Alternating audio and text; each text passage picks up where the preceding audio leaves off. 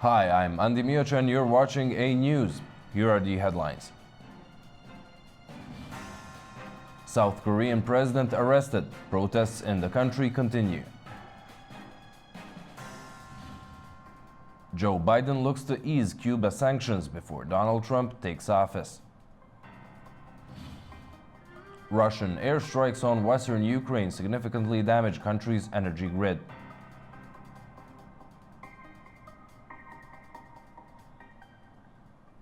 Thank you for tuning in. Yoon Suk-yeol has become South Korea's first sitting president to be arrested in a dramatic operation that included an arrest team of around 1,000, with investigators scaling barricades around his residence and cutting through barbed wire to take him into custody.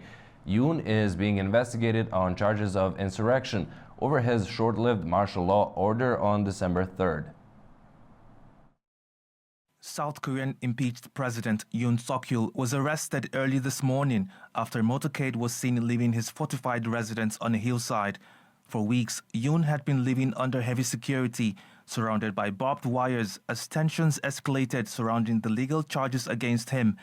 In a statement made from his residence, Yoon expressed his outrage over the arrest, calling the situation deplorable and questioning its legality, while agreeing to questioning in order to prevent bloodshed. When I saw them break into the security area using firefighting equipment today, I decided to respond to the Corruption Investigation Office for high-ranking officials' investigation, despite it being an illegal investigation, to prevent unsavory bloodshed.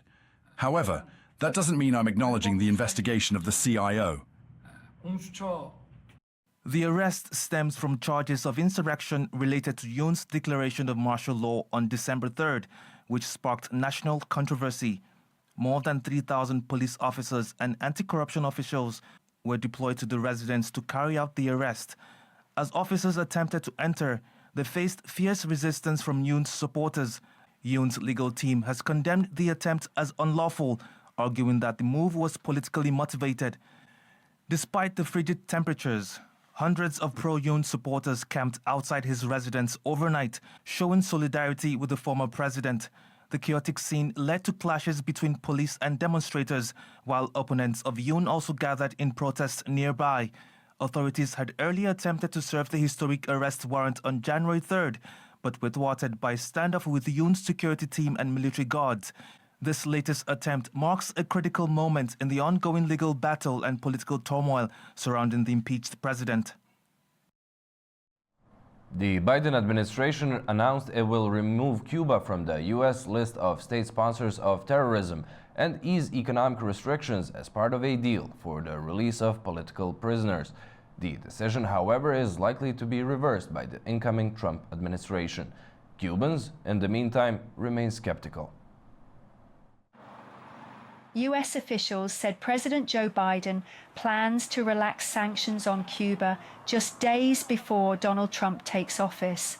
The measures were expected to give Cuba some economic relief in the short term as it battles a crippling economic crisis.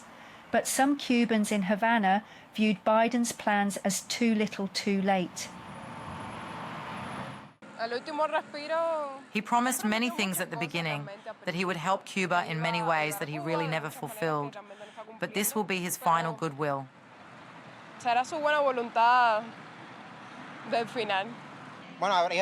Well, we have to see what Trump does next.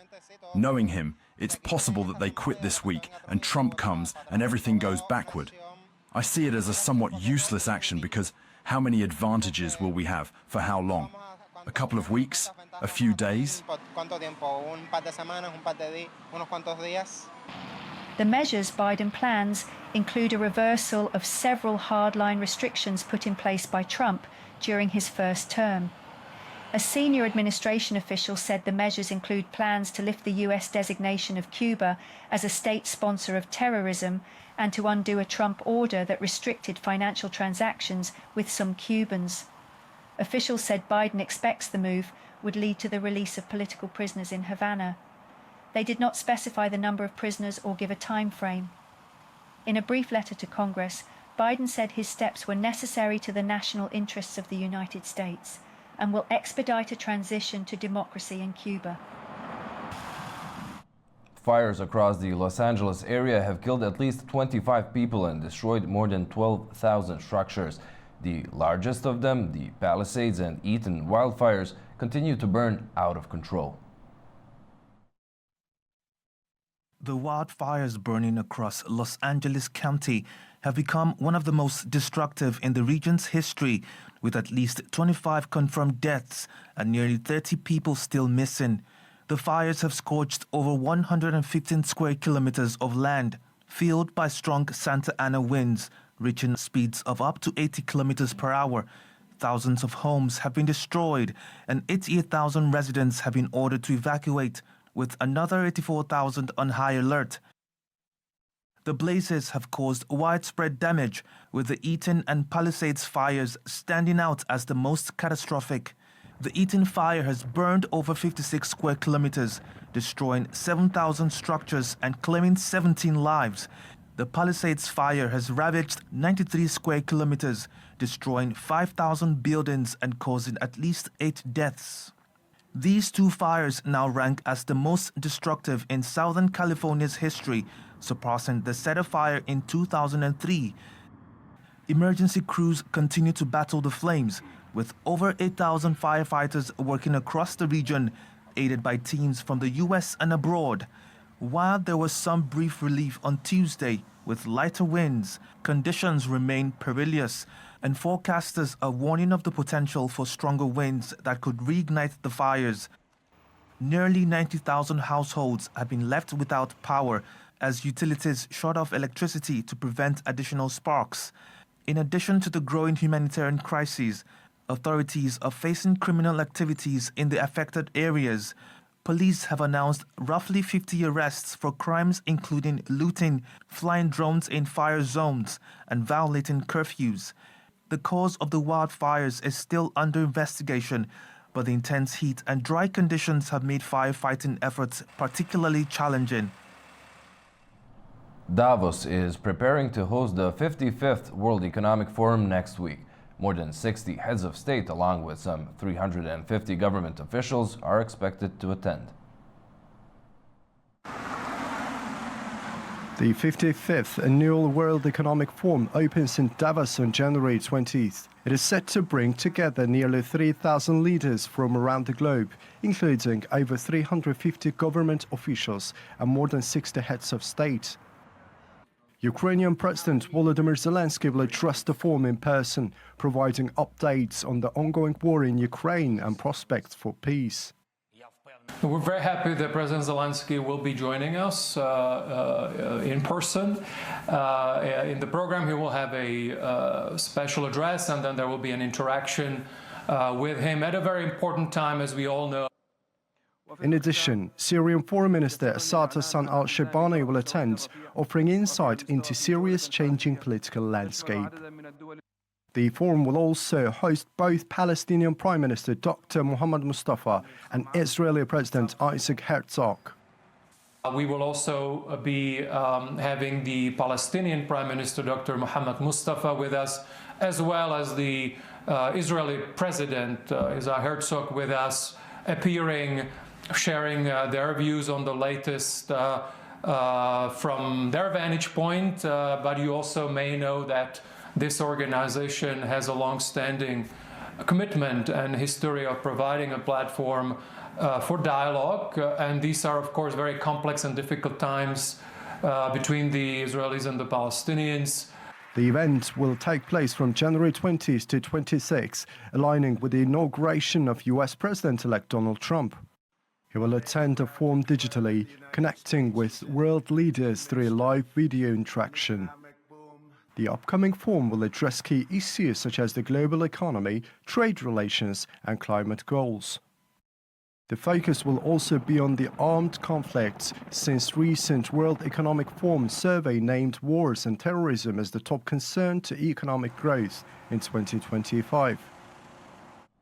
Greek Prime Minister Kyriakos Mitsotakis nominated Parliament Speaker Konstantin Tassoulas from his center-right New Democracy Party for the Greek presidency. Despite concerns over party unity following the expulsion of a former prime minister, and declining popularity due to the cost of living crisis, Mitsotakis praised Tassoulas for his experience and dedication to Greece. Tassoulas called the nomination a great honor. President Katerina Sakellopoulos' term ends in March, with a parliamentary vote for her successor scheduled for January 25th. Russia launched new airstrikes targeting energy facilities in western Ukraine, including the Lviv region, causing disruptions. Ukraine's grid operator introduced emergency power cuts in multiple regions, including Kharkiv and Zaporizhia. In the latest escalation of fighting, Russia has targeted critical infrastructure in western Ukraine, further crippling the country's energy grid. The airstrikes hit facilities in the Drohobych and Stry districts of the Lviv region, according to local authorities. While no casualties have been reported, energy infrastructure received significant damage. In response, Ukraine's national grid operator, Ukrenergo, implemented emergency power cuts in 6 regions, including Kharkiv, Zaporizhia and Dnipropetrovsk. Ukrainian officials also confirmed that preventive measures are in place to protect the distribution network from further damage. Early in the day, air defenses in Ivano-Frankivsk successfully intercepted more Russian missiles aimed at local energy facilities, although the full extent of the damage remains unclear. Meanwhile, Russia's ground forces are continuing their slow but steady advance in eastern Ukraine.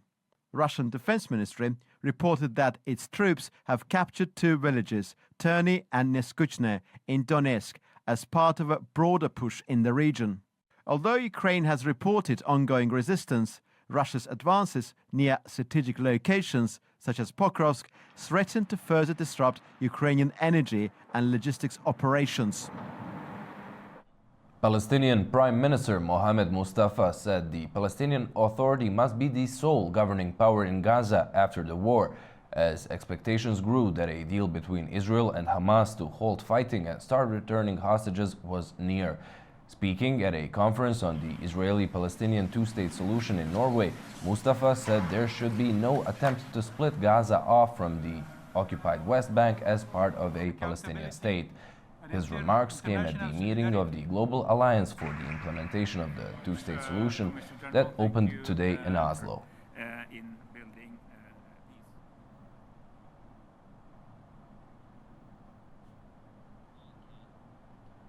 On the ceasefire and hostages deal negotiations, the ramifications of a deal and the day after, we're talking with Artur Bloch, the editor-in-chief of the Lebanese Liberum, coming to us live from Dubai. Hi Arthur, thank you so much for joining us. Now Qatari and US officials say that the ceasefire and hostage release deal is closer than ever. White House announced it is hopeful the deal will be done this week. There's also cautious optimism both in Israel and in Gaza. How do you see this playing out if the deal is indeed finalized? Will the sides wait for US President-elect Donald Trump to take office? Well, that's the question. I mean, if you look at the history of new US presidents taking office, there's always something happening in the last days of the old president. So if you look at the Biden administration, they definitely need some success. It was one of the worst presidencies ever, US history. I mean, look at the whole world. I mean, Ukraine, Russia, Lebanon, the Middle East. So I guess what I'm hearing is that it's super close, the deal. And it might as well be, but we have heard this a few times in the past, let's say 12 to 10 months. So I'm a bit skeptical, but I sincerely hope, let's rephrase it like this, I sincerely hope that this is the end of the armed conflict and that they will figure the fine details out on the negotiation table, because we have seen enough bloodshed in both Palestine and Israel. Just yesterday, we heard Israeli far-right National Security Minister Itamar Ben-Gvir admitting to foiling previous attempts to get a ceasefire and hostages deal. Now he called on the also far-right Finance Minister Bezalel Smotrich to join him in opposing any deal with Hamas. If the Israeli cabinet approves a ceasefire, Would you say that Benjamin Netanyahu's government would be able to survive without these two and their parties? Well, that's a really good question. I mean, it's all hanging on a thin thread, as we say in Dutch. I don't know what is the expression in English, but I mean, if you look at the government of Netanyahu, these right-wing, let's say, extreme far-right parties in the cabinet, they don't really want a deal. They want to completely destroy and annihilate Hamas. Now, they have their reasons for it. I mean, if you look at Netanyahu, he's now, he's being criticized. There's, of course, two sides in Israel. And one side wants peace. The other side wants continuation of the conflict until Hamas is wiped out. So I guess, looking at the popular vote, that once there is a deal and it's worked out in the fine details, we're almost there. That's what I understood. I guess there will be silenced, because it means if they quit the cabinet in the elections, and I think it's a large chance that these extreme right parties will not even get half of the seats they have right now. But that's a personal opinion, of course. So I would expect, once there's a deal that they can sell, and the Americans are eager to show them, look, this is what we did. Final hours of the Biden presidency, I guess they will go for it, because it has taken long enough. But on the other hand, I would say, well, we have many, let's say, moments in the past year that we were close to a breakthrough and never happened. So 50-50, I would say. I'm not completely convinced that it will happen in the coming 48 hours, but it might as well could be. Well, as the negotiations continue in Doha, Norway is hosting a diplomatic conference on the two-state solution. We've heard Palestinian Prime Minister Mohammed Mustafa saying that it will not be acceptable for any entity to govern Gaza, but the legitimate Palestinian leadership and the government of the state of Palestine. Do you see that happening? Yeah. Well, I don't see a viable Palestinian state in two parts of the country, let's say. So you have Gaza on one side and then the West Bank.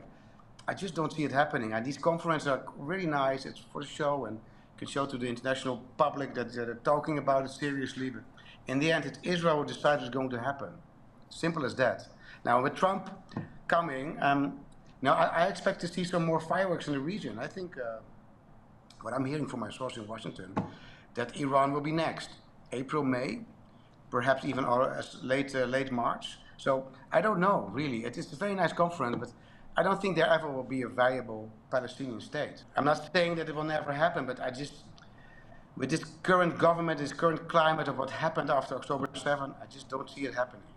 Now that you mentioned Iran, a few days ago, Fatah, the ruling authority in the West Bank, criticized Hamas for aligning itself with Iran, accusing the group of jeopardizing Palestinian interests because of Tehran. The security forces of the Palestinian Authority, headed by Fatah, have been conducting security operations of their own in the Jenin refugee camp against Hamas and other groups, militants. How far do you think this could go on to prove PA's capacities to possibly govern Gaza? Well, let's not forget the elections that were held in believe it was 2006, when Hamas lost the election, then it took over control of Gaza, and the rest is history. I mean, they are each other's rivals, but both of them have proven in the past, let's say, 30 years that they are not there to serve the benefit of the people of Palestine. They have their own agenda. They're self-proclaimed leaders. They live in wealth. Look at Arafat. I just read an article about Arafat's wife and his daughter, and they're extremely wealthy, and they just, they only use the people for them to generate more income. So I'm not really impressed with Fatah's way. I mean, what they see coming is the following. They know that Hamas is going to be defeated, and then they will look for an alternative party to deal with Israel. So they're profiling themselves. And I was like, look, we are the people to talk to if you want peace and stability. But it never happened, even in the late 90s, in the early years of the new millennium. The Palestinian state was so close.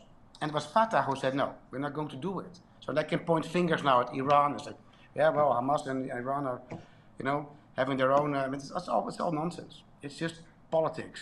And what really needs to happen is, there needs to be consensus in Israel and Palestine. So This is how we're going to make a new state. This is how it's going to look. This is how we deal with security. This is how we deal with militias, with armed factions. It needs a complete new plan. So I'm hopeful that Trump, who, I have a lot of expectations from him. I hope that he will go there and say, listen, guys, now this is an opportunity to do it. Hamas is not there anymore. The infrastructure is gone. Let's come together and create a state that really is beneficiary for the people who live there. Not for an entity like Iran. They want their way of living and their way of being, and they want to enforce that on the people of Palestine. But it's not in their benefit. We had it in Lebanon. If you look, Hezbollah is now defeated. There's nothing left of them. And they immediately put down their tone. So if you look now, we had in Lebanon, we had a new president in the past week. We have a new prime minister that's very promising. So I think this is, the last phase of the Iranian arms in the Arab world, so to say. They're completely annihilated. And, I'm not really impressed with any statement that Fatah puts out, because I don't really see them as credential. There's also the issue of war crimes committed in Gaza and Israel. The International Criminal Court issued arrest warrants for Benjamin Netanyahu and his former defense minister, Yoav Gallant, and a Hamas commander the IDF says is already dead, for war crimes and crimes against humanity. Warsaw said it would not arrest Netanyahu if he chose to attend the Auschwitz commemoration later this month. What could this bring to the global justice system if ICC members such as Poland refuse to act on ICC's warrants? Well, ICC it's a joke, right? If you look at the history of the ICC, I wrote a piece about it myself for the Liberum. They only, let's say, trial leaders from African states or they, of course, they had a whole campaign against Putin. Right, if you go their way, it's fine. If you oppose it, then you're a war criminal. And it's never going to happen.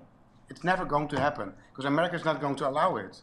And the whole international justice system is corrupt. We have seen that. It doesn't work. In every war, there's war crimes. It's something that is, that goes hand in hand, unfortunately. If you look in Lebanon, if you look in Palestine, it goes for both sides. It's nice that they're on top of it, but it's just a farce. And it costs us a lot of money as well. It just doesn't work. All international institutions that we have right now are just corrupt, or worthless. Look at the United Nations Security Council. They have a system where some states can have a veto right, so nothing gets done. It's all nice on paper and looks nice for the world. So look, we have justice, we have an international justice system, but it just doesn't work. It's corrupt. It's, full stop. It has to be reformed. I can send you a nice article about this that I wrote quite recently. Staying with the international judicial system, what do you think could happen with the genocide case brought against Israel by South Africa at the International Court of Justice? Several countries, Ireland, Spain, Turkey, others have joined in asking to intervene in this case. But Turkey has butter on its head, so to say, so let's not even go into that detail. But if I look at, I don't see it happening that they will address these Israeli leaders and then trial them. It is just not, if you look at the letter of the law, as we say in Dutch, they have a point. A lot of bad things happened. But, if you look at what happened on October 7th, that's also quite bad, right? So, it will be more a signal towards the international community. Look, if you do something like this as a state, you cannot get away with it. But they're getting away with it. This is the modus operandi right now in the world. There's an institute that has a lot of value in, let's say, Western Europe. America is not even participating in the ICC because they have threatened many times. If any time an American will be trialed, then we will use force to remove this. So, it's just for the people to say, look, we are there, we are looking at it, and whatever Ireland or South Africa says is completely irrelevant.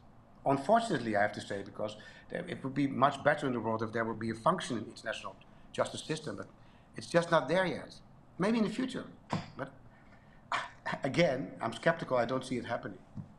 Arthur. It doesn't mean that I agree with what happened on the ground, so don't get me wrong. It's horrific what's happening on both sides. But this is unfortunately how we are as men. Arthur, thank you so much for joining us and sharing your insights and opinions. Thank you. It was a pleasure. Looking forward to the next time. Have a good Turkish President Recep Tayyip Erdogan urged all countries to, quote, take their hands off Syria and warned that Turkey has the capacity to crush all terrorist organizations within the country. Speaking in parliament, Erdogan said that the YPG group is the most significant threat in Syria after the fall of Bashar al-Assad and urged them to disarm. Herkes bölgeden elini çeksin. All countries should take their hands off Syria. Together with our Syrian brothers, we have the capacity and ability to crush all terrorist organizations in the country, including YPG and Islamic State, in a very short time. Syria turned a new page after Bashar al-Assad's fall after 13 years of civil war. As the country hopes for peace, Turkey pledged to support stability, while France's backing of the Syrian Democratic Forces caused tensions. For years, Syria endured the devastating effects of a prolonged civil war, torn apart by competing forces and the ambitions of external powers seeking to impose their agendas.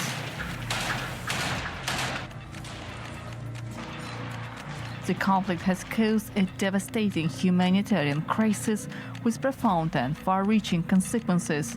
It led to the displacement of millions of people, extensive loss of life, and widespread destruction across the country. On December 8, 2024, armed rebels took the Syrian city of Damascus, forcing longtime ruler President Bashar al-Assad to flee the country. Following the collapse of the Assad regime, a genuine hope for peace emerged. Bordering Turkey demonstrated a long-standing commitment to stabilizing Syria and supporting its recovery, especially given the complex political, humanitarian and security challenges in the region. Turkish President Recep Tayyip Erdogan vowed to uphold Syria's territorial integrity as he reaffirmed a new era has begun, both in the country and in the region. He emphasized Turkey's support for Syria in its efforts to prevent destabilization, cautioning that Ankara would act swiftly against any perceived threats. Earlier this week, French President Emmanuel Macron stated that Paris would not abandon the Syrian Democratic Forces, which has been one of the many factions involved in Syria's 13-year-long civil war. Turkey has strongly rejected the proposal to deploy French troops along the Syrian border. Turkish Foreign Minister Hakan Fidan despised actually the French requests without telling its name, and he mentioned them as a small European countries who follow the US, but not without mentioning their name. The thing is, of course, now Syria is a perfect place for those countries who want to have an influence over them, and as a country which has a history, a colonial history in Syria, France wouldn't want to miss such an opportunity, especially considering US disengagement. While publicly claiming to avoid direct military involvement, France has been deeply embedded in Syria for years, particularly in Kurdish-controlled areas in the northeast. Through its support for the Syrian Democratic Forces, France has been backing a group tied to the PKK. It's important to recognize that France's statements with regard to sending troops to Syria are more rhetoric than they are fact. France already has troops in Syria. France has already been separating the ethnocentric separatists in Syria. It's important to understand that the SDF is a fiction actually created by the United States, supported by France, but it's actually controlled by YPG, PKK terrorists. Just as Armenia and others had created a fiction of Artsakhians, there's a fiction of this Kurdish group that is really nothing but a terrorist group. The presence of France in Syria was clearly felt throughout the years of the war. A French cement company, Lafarge, was admitted to making millions of dollars of payments that supported ISIS and another terrorist organization as part of an effort to maintain its operation in Syria as the civil war escalated. Lafarge and its subsidiary Lafarge Cement Syria conspired to encourage ISIS to act in ways that will benefit their security and economic interests, according to court documents. The companies paid around $5.92 million to terrorist groups through intermediaries. After Lafarge evacuated its cement plant in 2014, ISIS seized control and sold the cement for about $3.2 million, as reported by the Justice Department. We know that France at one time colonized Syria. And when France did that, it didn't do so with good intentions of rebuilding Syria or giving Syrians freedom. In fact, what they did is they brought mercenaries from Sierra Leone to actually kill Syrians and civilize Syrians. The fact is that France has always had bad intentions in Syria, and it continues with those bad intentions to keep Syria divided so that there is a weak Middle East, so that it can have its own control, just as it has in Africa and throughout the Middle East and elsewhere. Experts agree that France may try to use its influence in Armenia to advance its interest in Syria, where a large Armenian community lives. The country also has local branches of traditional Armenian parties, such as Dashnak Tutun and Hun Chakan, also operate in the country. For many years, Yerevan actively supported the regime of Bashar al-Assad. It's enough to recall how back in 2009, during the visit of the Syrian president to Armenia, Catholicos of all Armenian, Karagin II, presented him with the highest award of the Armenian Church, the Cross of Saint. We know that Armenia is very malleable or manipulated by France. And we know that Armenia backed Assad. And we know that France preferred to keep Assad so that it could have a weak Syria. So there's certainly every reason to believe that France will continue to use Armenia as a tool to undermine Syria. Because although France publicly held a position that it wanted to bring democracy to Syria, it actually acted very much to the contrary. Turkey, as a neighboring country of Syria, has been involved in the civil war since the beginning due to its long border, security concerns, and the large number of refugees. Ankara has emerged as a winner in Syria, but now using its influence to help build peace. The experts predict that in the end, Paris will not send its troops to Syria, realizing that this will lead to a new escalation and direct confrontation between France and Turkey, and even the United States of America. I don't think such a thing can happen without U.S. approval. The thing is, can U.S. approve such a request? Yes, they can, because as long as it's not U.S. military, Trump wouldn't mind much about who is there. But if it is going to create a new tension, as considering both parties are NATO allies, and considering like U.S. new administration is not favoring France either. Official sources have reported that the Syrian ministers of Foreign Affairs and Defense, as well as the head of intelligence, are set to make an official visit to Ankara. This visit marks the beginning of a new chapter in the relations between Turkey and Syria, which could become a significant step toward the long-awaited peace. It's clear that France has one goal: fragmenting Syria. Despite the ongoing attempts by external actors to interfere in Syria's internal affairs, the focus is now on the potential to achieve stability and security in the region through dialogue and cooperation between neighboring countries. Over in Georgia, as the protests continue, media outlets have joined a nationwide strike in solidarity with arrested journalist Mzia Amaglobeli. Our Leila Rahimli brings more on that from Tbilisi. Hello, I'm reporting Georgia, where an important political and social developments are unfolding. Currently, a protest is underway outside the public broadcaster building in Tbilisi. Demonstrators are demanding live broadcast coverage and calling for the immediate release of Mzia Amaglobeli, the director of Batumelebe and Net Gazeti, who has been placed under 2 months of pre-trial detention by Batumi City Court.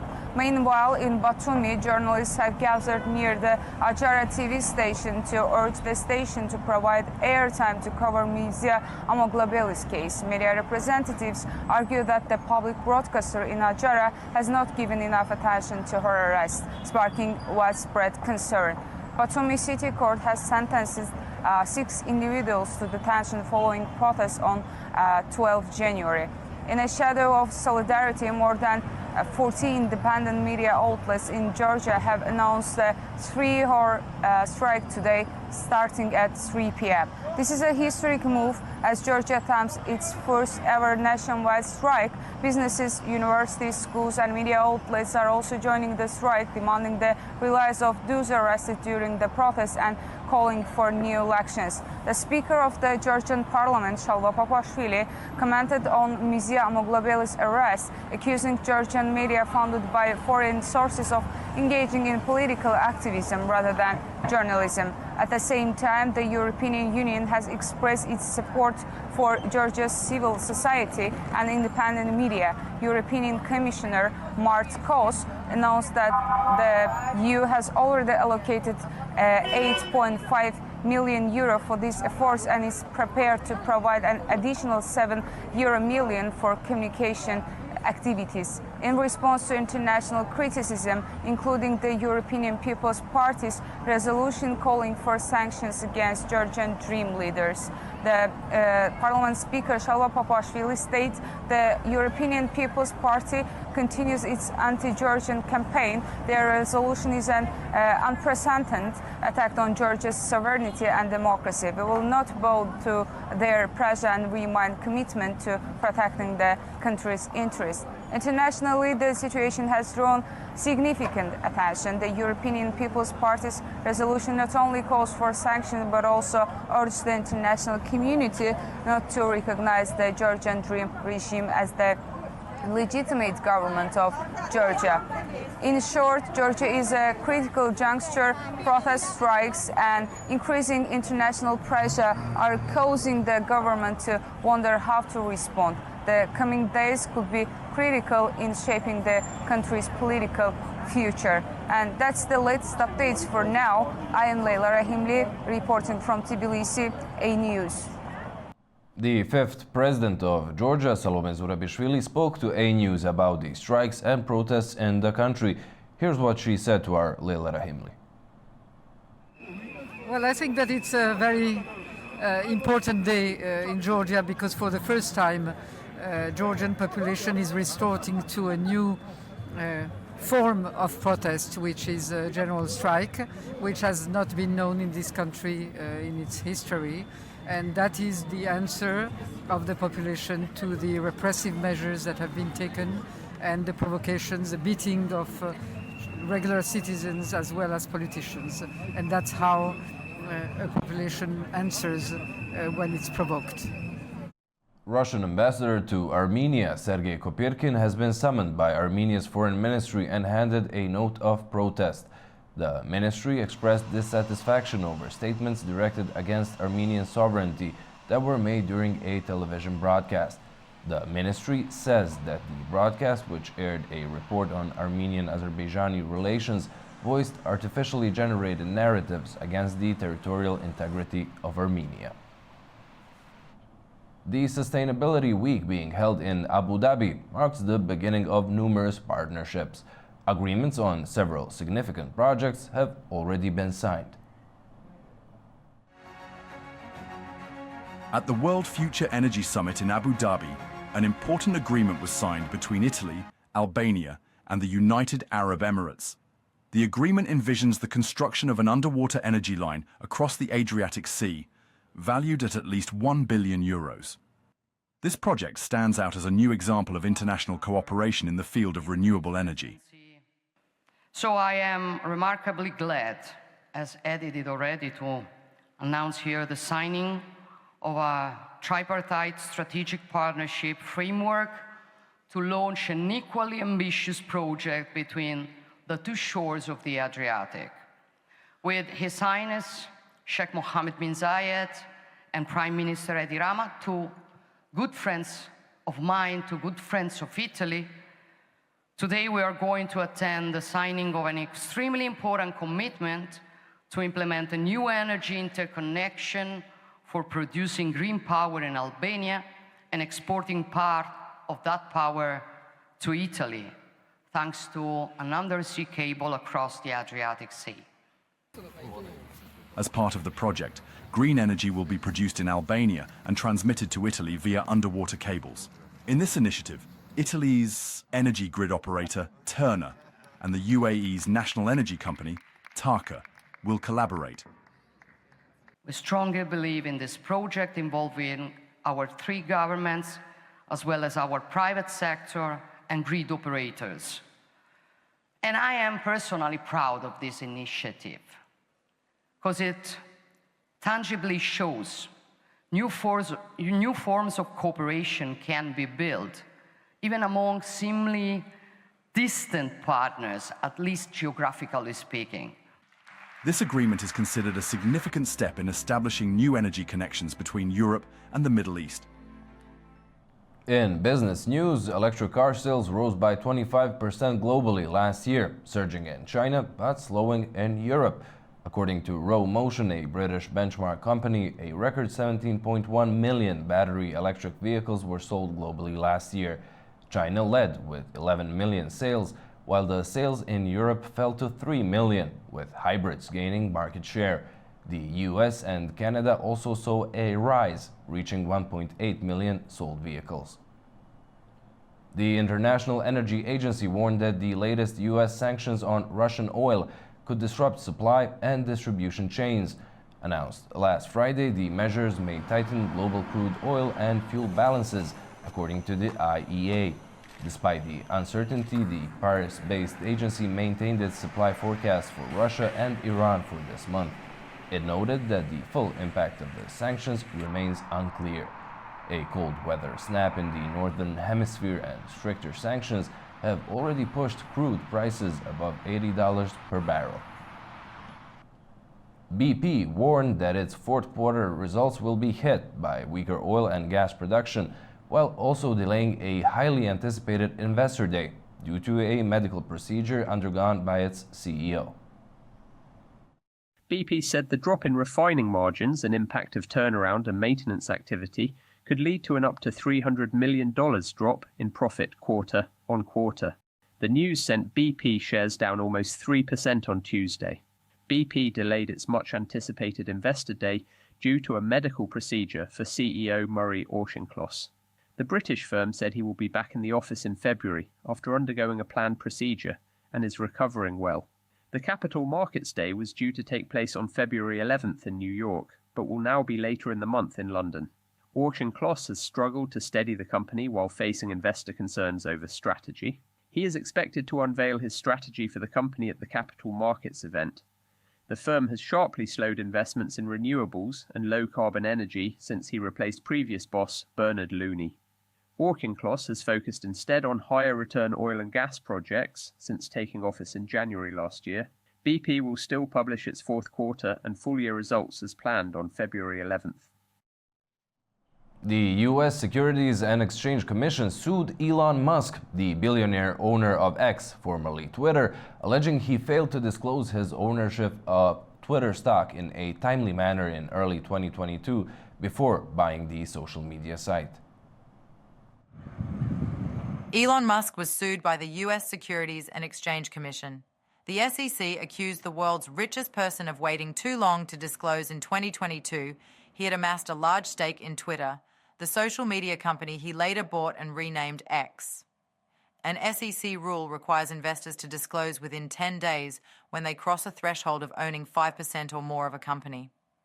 The agency said that at the expense of unsuspecting investors. Musk instead waited 21 days to disclose his initial purchase of 5% of Twitter's common shares at artificially low prices. The SEC said Twitter's share price then rose more than 27% once Musk disclosed his stake. Tuesday's lawsuit seeks to force Musk to pay a civil fine and give up unjust profits. Alex Spiro, a lawyer for Musk, called the suit the culmination of the regulator's multi-year campaign of harassment against his client. He added the lawsuit addresses a mere alleged administrative failure to file a single form, an offence that, even if proven, carries a nominal penalty. The filing against Musk comes 6 days before Trump's January 20th inauguration, when SEC Chair Gary Gensler will step down. Trump's nomination to succeed him, Paul Atkins, is expected to review many of Gensler's rules and enforcement actions. Well, that's all we have for you for now. Thank you for joining and stay tuned to A News.